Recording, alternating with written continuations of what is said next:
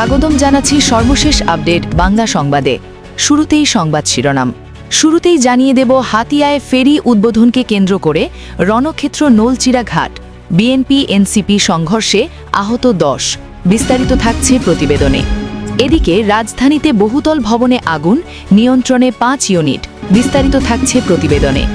আরও জানিয়ে দেব family card না দিয়ে চাঁদাবাজি থেকে বাঁচার কার্ড দেন মঞ্জু। বিস্তারিত থাকছে প্রতিবেদনে। এদিকে এনসিপির 36 দফা নির্বাচনী ইশতেহার ঘোষণা। বিস্তারিত থাকছে প্রতিবেদনে। এবং সর্বশেষ জানিয়ে দেব জোট গঠন করলেও নতুন বন্দোবস্তের লড়াই চলবে, নাহিদ ইসলাম। বিস্তারিত থাকছে প্রতিবেদনে।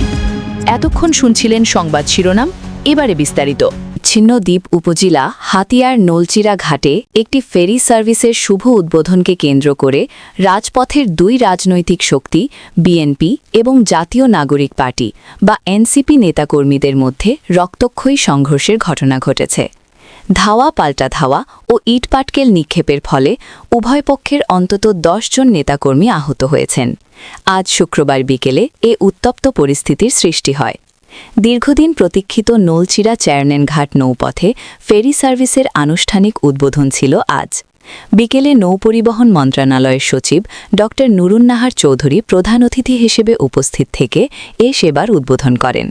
ফেরি সার্ভিস চালুর এ কৃতিত্ব কার? মূলত এ প্রশ্নকে কেন্দ্র করে সংঘাতের সূত্রপাত ঘটে। প্রত্যক্ষদর্শী সূত্রে জানা যায়, উদ্বোধন অনুষ্ঠান উপলক্ষে নলচিরা ঘাটে বিএনপি ও এনসিপির বিপুল সংখ্যক নেতাকর্মী সমাবেত হন। অনুষ্ঠান শেষে ফেরি আনার পেছনে কার অবদান বেশি তা নিয়ে দুই পক্ষ পৃথকভাবে স্লোগান দিতে শুরু করে। মুহূর্তের মধ্যেই পাল্টাপাল্টি স্লোগান বাকবিতণ্ডায় রূপ নেয়। উত্তপ্ত বাক্য বিনিময় থেকে শুরু হয় হাতাহাতি, যা পরবর্তীতে লাঠিসোঁটা নিয়ে বড় ধরনের সংঘর্ষে গড়ায়। সংঘর্ষের সময় পুরো ঘাট এলাকায় আতঙ্ক ছড়িয়ে পড়ে। যাত্রী ও সাধারণ মানুষ দিকবিদিক ছুটতে শুরু করেন। সংঘর্ষে 2 দলের অন্তত 10 জন কর্মী আহত হন, যাদের কয়েকজনকে স্থানীয় ক্লিনিকে প্রাথমিক চিকিৎসা দেওয়া হয়েছে।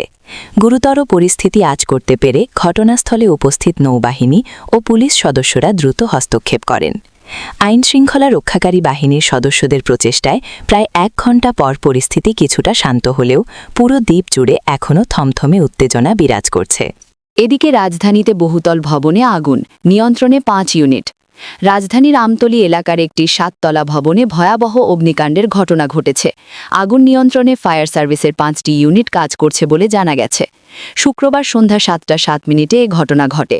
ফায়ার সার্ভিস কন্ট্রোল রুমের ডিউটি অফিসার রাসেল ফারুক গণমাধ্যমকে বিষয়টি নিশ্চিত করেছেন।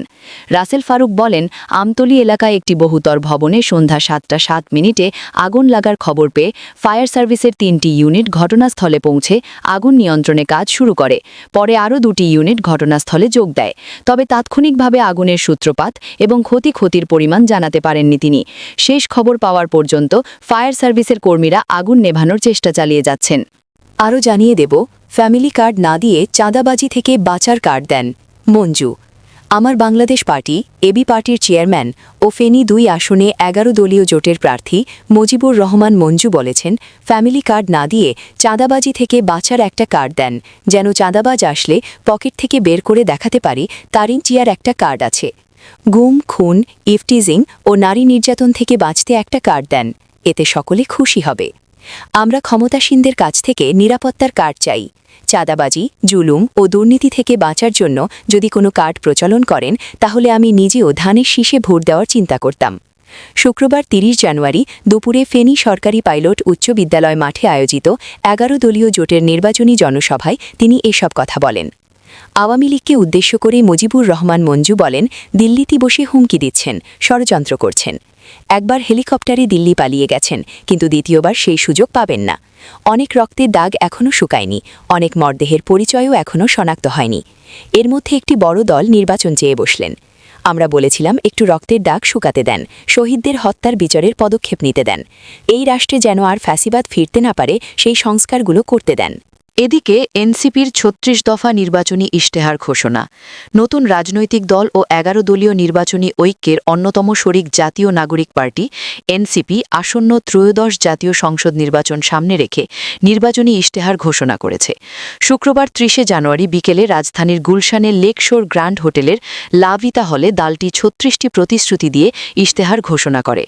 তারুণ্য ও মর্যাদার ইশতেহার শিরোনামে ঘোষিত এই ইশতেহারে নাজুক জনগোষ্ঠীর দারিদ্র্যের চক্র ভাঙতে বিশেষ প্রকল্প গ্রহণের অঙ্গীকার রয়েছে।